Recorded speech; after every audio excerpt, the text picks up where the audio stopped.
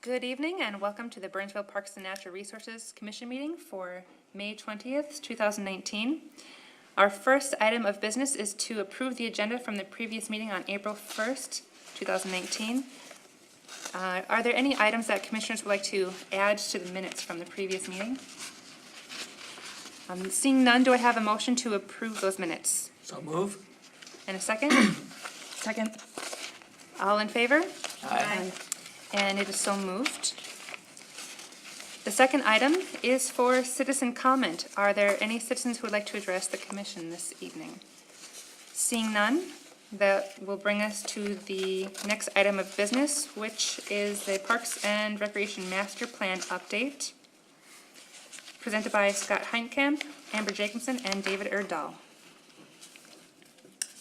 Madam Chair, looking at my notes, and forgive me, we are on a new agenda management system. I believe the first item we missed is we have to adopt the agenda for this evening. Oh, I did miss and that. then the approval. Sorry, I didn't mean to skip ahead. I didn't know what you were looking at there. So. Okay, we'll skip back to the proper first item of the evening, which is to adopt the agenda. Do I have a motion to adopt the agenda for the evening? I motion to adopt the agenda. And a second? Second. Okay, all in favor? Aye. Aye as well, and it is so moved. Now that brings us to the proper fourth item of the evening, which is that master plan update. Good evening, Commissioners. I'm going to start this tonight with an introduction and just a kind of a refresher on our Park and Recreation System Master Plan. And that is just to say I'm very excited about having our recreation staff here tonight to have the opportunity to present this information to you and give you an update on parts of the frameworks plan that are in basically the last chapter of that master plan update from 2017. You may recall that the Park and Recreation System Master Plan was adopted by Council in 2017. The plan contains a lot of work from citizen committees, citizen groups, volunteers coming forward. I think there were 2 or 3 different reviews by this commission and another work session on it as well. And the master plan itself is not a document that is the Park and Recreation Department telling the community what we're doing. Rather, it's a document on the community telling the Park and Recreation Departments what they would like to see done over the next 10 to 15 years. So they drove the process that finally came out, like I said, with 10 focus areas that make up our frameworks plan. And in that frameworks plan, there are recommendations and strategies for each of those areas. You'll see tonight that we've accomplished some of those things, and we've moved on and created some new strategies. And in some areas, we're still working to take care of those items that were listed in the original document. In 2018, when this commission was creating their annual plan, you folks decided that you wanted updates on our master plan and how we're doing, and you asked for those twice a year. We did that last year, and it was a little bit monotonous. I had a big list of items, and I ran through it as quick as I could, and a lot of those items were already before you once or twice before with projects and things like that. So I took a little different approach, or we took a little different approach this time around, and it's not often that this commission gets to hear about what the Recreation Department is doing, but we are going to take this opportunity to talk about a couple of the things in the frameworks plan that really relate to the Recreation Department and the work that they're doing. We're at a point in the Recreation Department where we've accomplished a lot of things over the past couple of years, and we've also come forward this year with a few new and exciting programs that we want to use this place to make a very public notice of the things that are coming up this summer. In front of you now are the 10 areas that the frameworks plan really came down to. Tonight we're going to focus on the 3 areas that, again, like I said, involve the Recreation Department. They are play and aquatics, programming and demographics, and revenue generation. And I brought 3 of our recreation programmers tonight to help talk about each of the areas. They're going to come up and give a little bit about who they are and the area that they focus on, and then they're going to give you updates on each of these areas. So first, I would like to bring up Amber Jacobsen, and I believe she's going to talk about play and aquatics. Amber, come on up.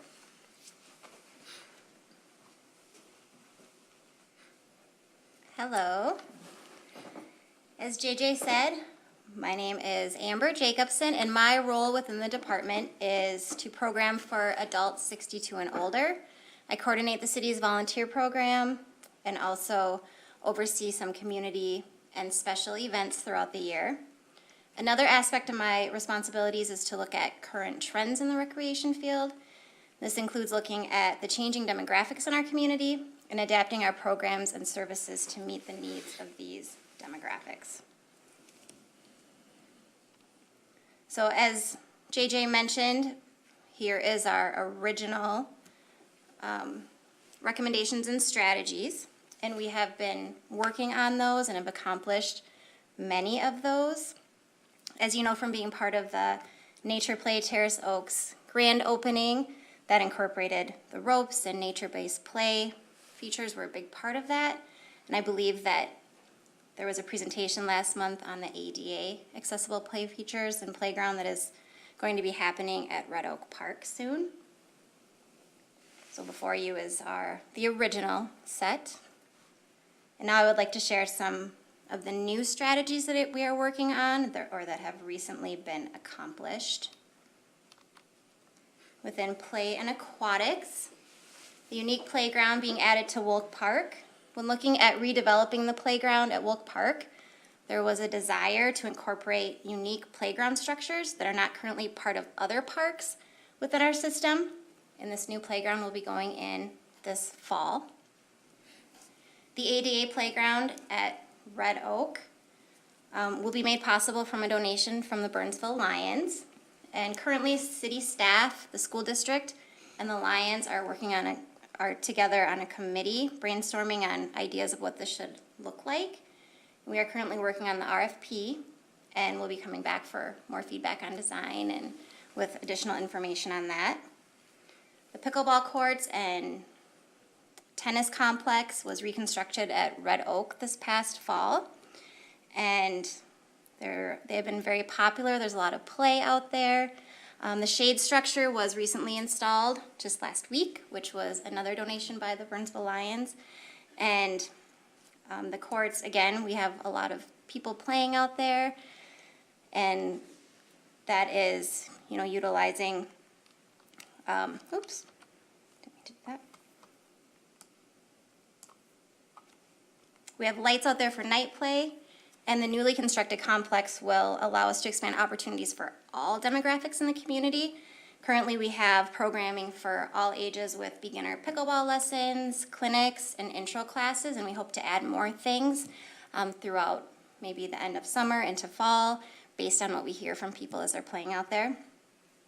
The rec department will begin to provide beanbag boards at community events and at Crystal Lake Beach to give people additional opportunities for recreation while they're out there.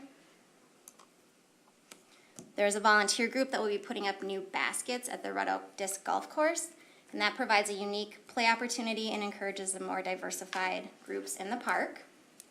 And then paddleboard rentals were started last summer as another amenity at Crystal Lake Beach that can be utilized by the public. And next up is David Erdahl, who will talk about programming and demographics. Thanks, Amber. I'm David Erdahl, recreation programmer. I've been with the city for just over 2 years now. I oversee all the youth and family programs, as well as the special events that go on through the city, such as Flicks on the Bricks on Friday night movies, Thursday Rock and Lunch Hours, and I oversee a lot of the summer playground programs that go on, Camp Explore and Kids of Summer and things like that. So one of the focus areas that I'm going to be touching on is programming and demographics. And it's one of the areas that we are always looking to improve on, and that's expanding what we are actually currently offering, as well as looking for new and improved ways to engage our community. A main component to this is simply just trying to get ideas from community members and looking for ways we can keep up with trends and offering new fun things. So here are the recommendations and strategies that that are established in the original Parks Master Plan. Again, I would like to expand on these and share a new set of strategies that we are working on or that we have already accomplished. So, with the purpose of the master plan, which is to prioritize programs to help our future development and redevelopment, a major component of this is community vision and engagement. We want to involve and attract community members with what is going on throughout the city as much as we can. So with that, there was a Know Your Neighbor interactive work session focused on teens and tweens, it was called. It's a interactive work session at Diamond Head Education Center. Everyone was in the community, or non-community members were welcome as well. And it basically was just a way to get an idea of what the youth want to see. And it was very, very successful. We got to have really, really deep conversations with some of the teens. We partnered with the YMCA, ISD 191 was involved there. And it was a really good way not to just hear from the youth and teens, but also be there as a presence and just know that we are trying to get their input and things like that.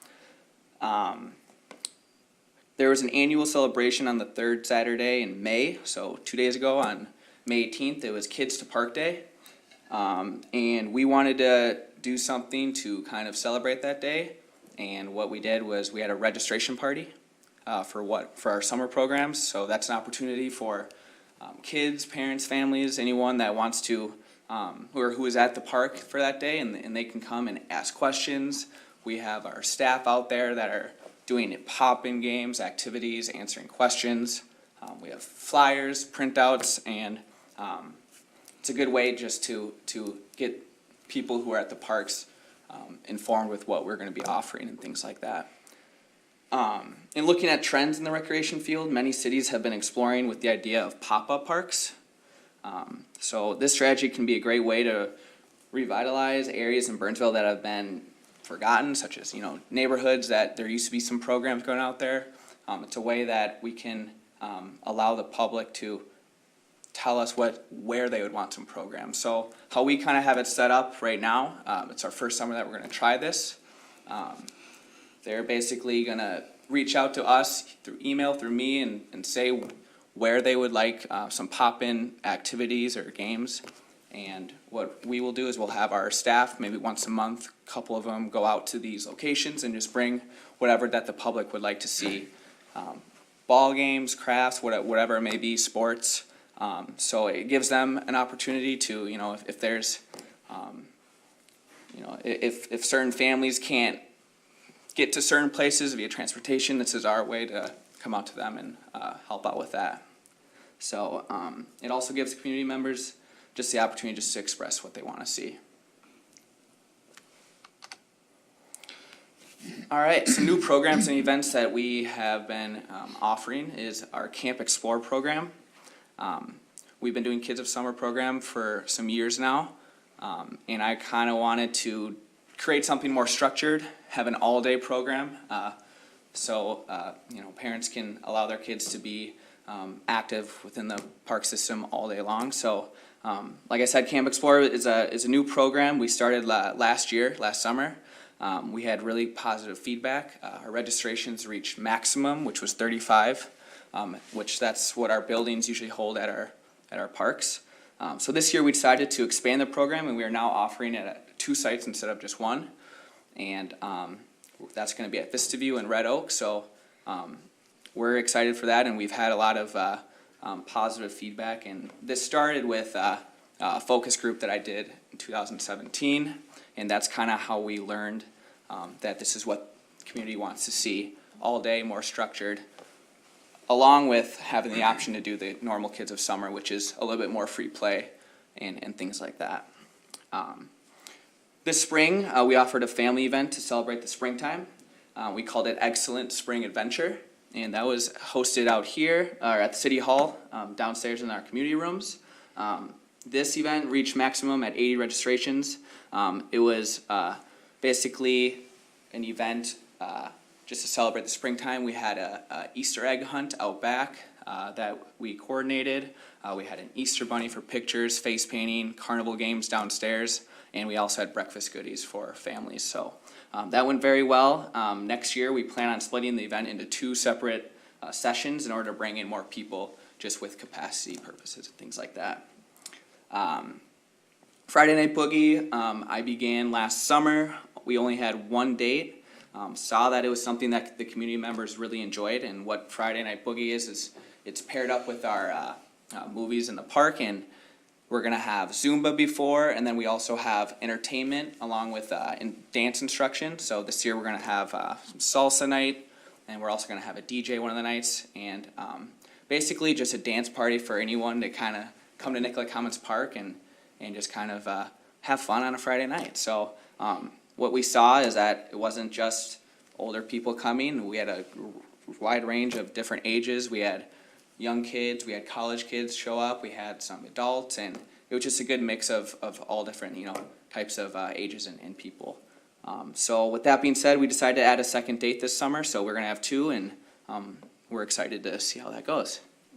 Pickleball clinics, like Amber touched up on, we have the grand opening May 30th, so we are looking forward to accommodating that demographic and putting on more events and things like that there. These are just some pictures at the Excellent Adventure. You can see the Easter Bunny. That's kids doing the egg hunt out back. And then we have just some other pictures with fishing and things like that. So I'll have you guys look at that. I can see. I will now pass it on to Scott. He's going to touch up on revenue generation.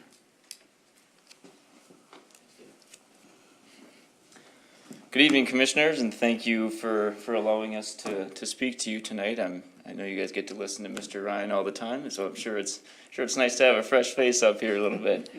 But again, my name is Scott Heitkamp. I oversee all of our adult athletic leagues, all of our field scheduling, field rentals. I work as the city staff liaison to all of our youth associations, and then I have done our warming houses for the past 3 seasons. So I'm going to speak with you guys a little bit about our revenue generation. So one of the areas that we're always looking at when developing our programs or continuing to develop our programs and services are ways to improve the program and ways to bring in additional revenue, however we can do that. Partnerships and sponsorships are a great way to do that with local businesses throughout the community. So we're always thinking of how can we partner with local businesses to enhance our services, to bring in a different demographic, to bring in more audience and more participants to our programs. So working with local groups and organizations to involve them into our community programs, to get them involved, to get their business out there, and to also have a benefit on the city's end of things. So it's a little bit of a win-win situation in which they can bring something to the table, and then it benefits our program, enhances our program, and makes everything better in the long run. So providing additional sponsorship opportunities that may not have been there in the past, always looking at our sponsorship policies, how big of the event is, for example, looking at ways we can change the sponsorship titles to bring in a more appealing audience, or to bring in a wider range of businesses throughout the community, so that they would benefit from being a part of our event. Couple examples of this are the Lions Club, of course. They've been a very generous partner with us. Recently, the National Guard has stepped up as well. Northern Life Wellness has shown interest in sponsoring all of our adult leagues, so working with them to again have that win-win beneficial relationship with them. A couple other examples, Easton has sponsored some of our softball fields at Lac La Lavande, and then other local businesses, as you know, throughout the city. Again, this is the original recommendations and strategies that were established in the Parks Master Plan. One thing I do want to say about the Parks Master Plan is that you hear a lot about cities and communities going through the Parks Master Plan process. That gets stuck on a shelf. You really don't hear about it. Ever since I've been here, we've always been circling back to that Parks Master Plan and looking at these frameworks and trying to figure out ways in which we can accomplish all these strategies and recommendations that have been established. So our supervisors and staff have done a great job of putting that forth. So one of the big ways in which we're looking at revenue generation is increasing the opportunities for food and beverage vending in the parks. The Party on the Plaza events that are coming up on June 6th and July 25th are huge ways of doing that. We have 10 food vendors that are signed up for each of those dates. You know, that ranges anywhere from cotton candy and ice cream all the way up to a Philly cheesesteak that you can get.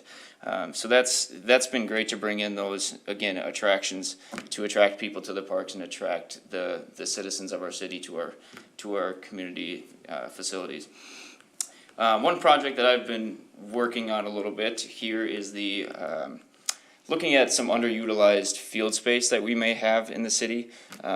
We have seen a little bit of some underutilized fields that have gone, whether that's a bat and ball field that maybe only has one practice on it throughout the year, whatever that is. Looking at that field and trying to work with some youth associations on how we can better utilize that field and how we can increase rental opportunities. We've already had a couple instances with that this year in which we've had an outside group come in and say, hey, I would like to practice with my baseball team. Where can we go? So being able to work with them and finding a place for them to go has been a great thing.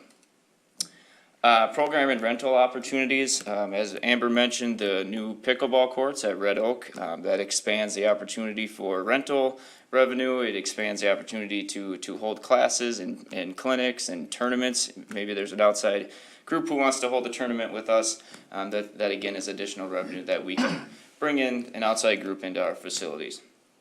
Again, with the Red Oak, the disc golf, new baskets coming in, that may attract a larger group to come and utilize our facilities, so that they can experience the new amenities that are featured in our parks.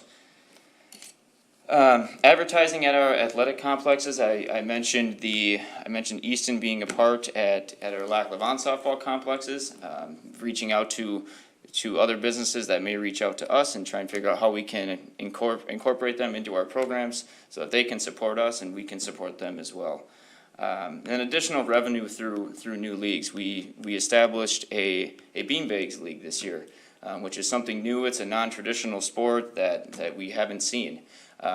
So that's taken off a little bit. So what we have is an establishment of an in-house league, which is just focused on staying in Burnsville every week, and then we have a traveling league in which we partner with other communities around us: Apple Valley, Savage, Eagan, Farmington, Rosemont. Who am I missing?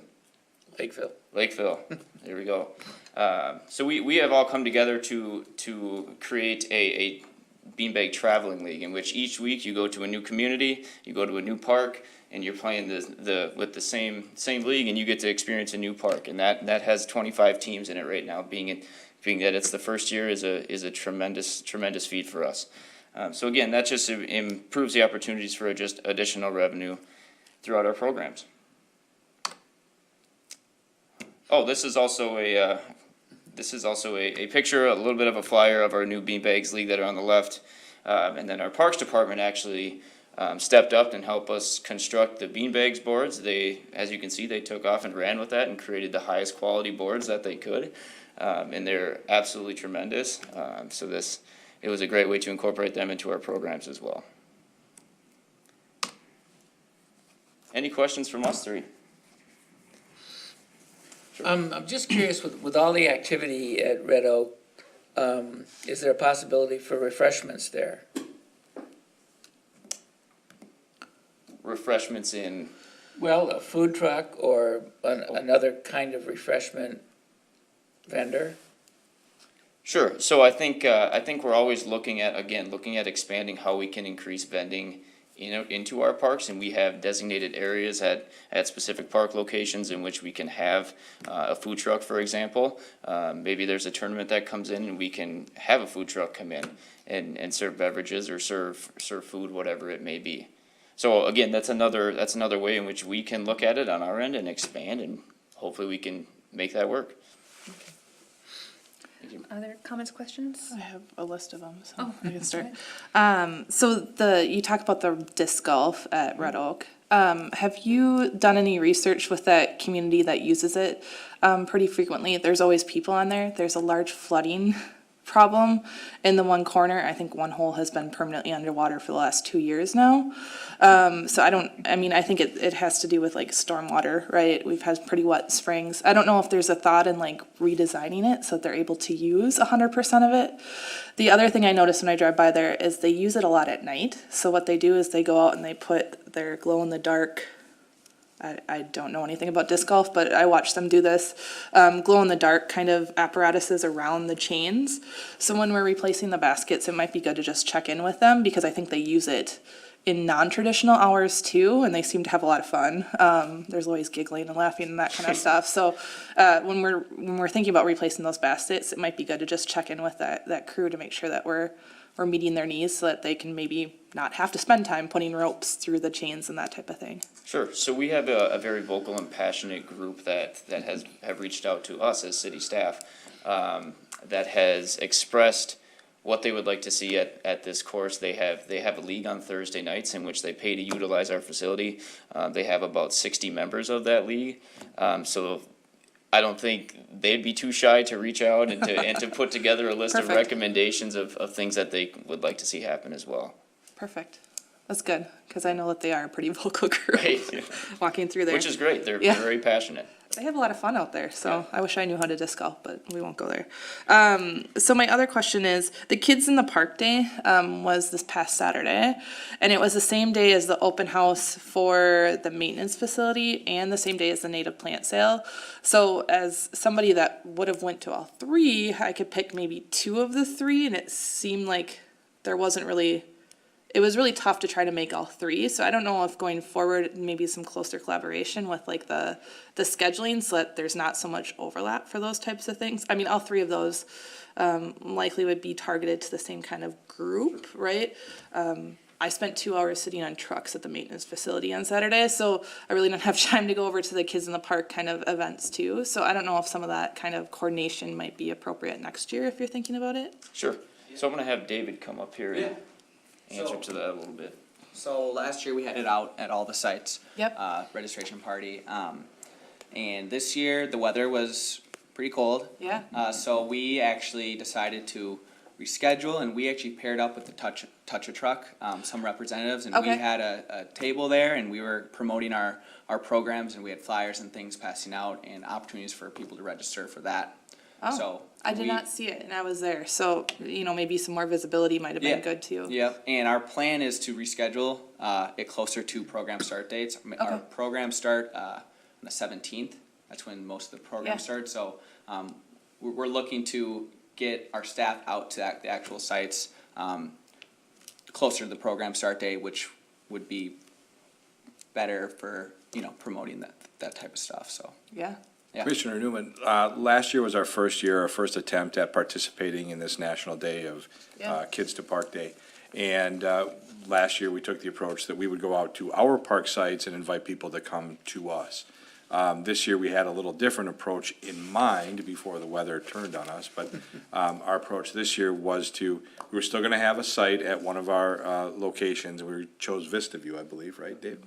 So we were gonna be at a location if people wanted to come to us, but we were also gonna go to the people. So we had plans at being on site down at Cliff Fen Park, and we had plans at being on site over at Nicollet Commons, because we know that any day of the week, those parks have people at them playing and participating. So that was the original intention, it was to go to the people this year, and I'm sure we'll keep that in mind as we go forward next year and participate in this National Day of Kids to Park. great. So I have one last question, sorry, I was writing them down. No. The pop-up parks you mentioned. So help me understand that concept a little bit more. So you're gonna ask the community members what they like to see, and then you're gonna tell them what's gonna be there, and then you're gonna let them know when it's gonna be there, is that accurate? Yep, so I'm working with the communications department right now to piece this together. So they're gonna be putting some promotional materials out there to get the word out that that's what we want to hear from the community members. And my contact information is all gonna be on that promotion. And we're gonna basically just take people's input and see where they would like some of our staff to go out to. And they have to, give us reasons why, they want to see us come to this certain area for, whatever reason. And once we look through everyone's, or once we find an area that would be beneficial for that, then we're gonna, once a month, we'll get our staff, just go out there on a Thursday and for a couple hours, and we'll tell them exactly what we heard from them, and then we'll further promote it once we have a plan for that. Okay, great. Sorry, I must have missed that before, No, yeah. so it was just helpful to hear Yep. that extra explanation. Yep, and again, it's kind of a tryout summer. Other cities have actually tried this and it's worked, and they now have their own truck that will go on, and they have a schedule of their own van that will go out to the park. So we're kind of seeing if this is something that the community really wants to see, and how it kind of works as just a first summer. So we're keeping it pretty simple at this point. And then hopefully, once people start to hear about it and it becomes a good thing, we can make it a reoccurring thing and get some form of schedule and, things like that. Great, Yeah. thank you. Commissioners, our Kids of Summer program has been in place for many, many years, about 20, 30 some years, I think it is. And over the last recent years, we've started to pare that down just because the numbers in enrollment didn't match or didn't make sense to have 3 staff at a site for a handful of kids that were coming to the program. We know that there are still kids in neighborhoods, but we no longer offer a program at that place. North River Hills comes to mind. And so I'm hoping that they'll be one of the neighborhoods we target to say, hey, tell us what you want. Would you be willing to come out on a Thursday and maybe try to revitalize our programs, as well as, again, bring a program to those kids that are being underserved maybe.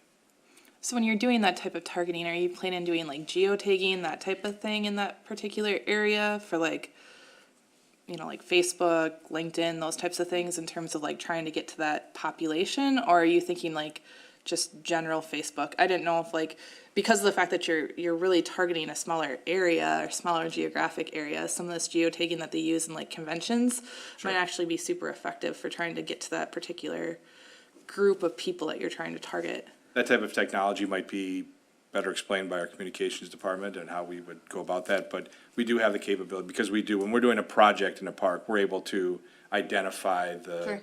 neighborhood within 300 or 500 feet, so we would use whatever mechanism that is to, again, identify those families in that neighborhood. Great. Sounds exciting. Thank Yeah. you. That's the end of my list. I'll stop now. Other commissioners, questions, comments? I just have a comment. It's been fun hearing all the exciting stuff happening. I know I'm gonna try out the yoga at Crystal Lake Beach this summer. Thanks for your work. Thank you. And for me, just a general comment that kind of goes across the board. I'm very encouraged by the efforts to increase visitation to the parks and offer extended vending opportunities in the parks. So I hope that with that, we are matching the opportunities for the citizens to properly recycle or put in the trash or compost the extra waste that will be created from all the extra visits, and that's a good problem to have. So making sure we have proper receptacles that are not overflowing are going to help to meet the ends and outcomes of another one of our environmentally sensitive goals that we have for this commission. So just a general comment about that. If there's nothing else from commissioners or JJ, I will thank the presenters for their time and for your presentations. And there's no formal action required here, so that brings us to an end of that agenda item. Thank you.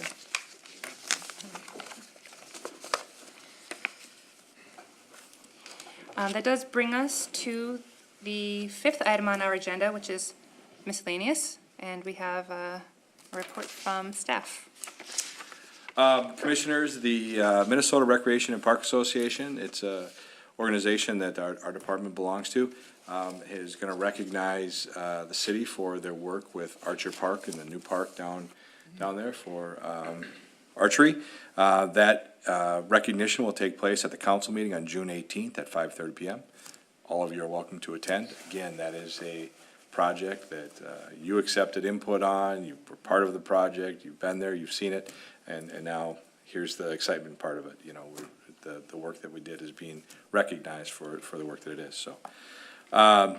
You've heard that the grand opening of the pickleball courts at Red Oak is gonna take place on May 30th. It's a Thursday night. Amber is gonna lead that charge. And we have planned a few matches between our police and fire department. They are also doing a community cookout, so all are welcome to attend. And I don't know if they're cooking hamburgers, hot dogs, or what they're cooking, but please attend. Commissioners, I think we've got a role for you there as well, helping out in all areas, passing out additional park maps or trail maps, or providing answers to questions that anybody in attendance might have. So we hope that you all attend and be part of that grand opening, as you've done the last, I don't know, 2 or 3 big grand openings we've had, so.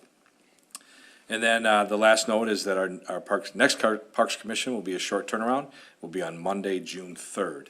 I think at that meeting, we have an update on our annual State of the Lakes, and I believe the deer management plan as well. So short turnaround, we'll be back on June 3rd. Thank you, JJ, for that extra report. Those items are on our calendars now. That does bring us to the end of our formal meeting agenda then. Do I have a motion to adjourn the meeting? So move. And a second? Second. All in favor? Aye. And I as well. It is so moved. Thank you for attending or watching the Burnsville Parks and Natural Resources Commission meeting.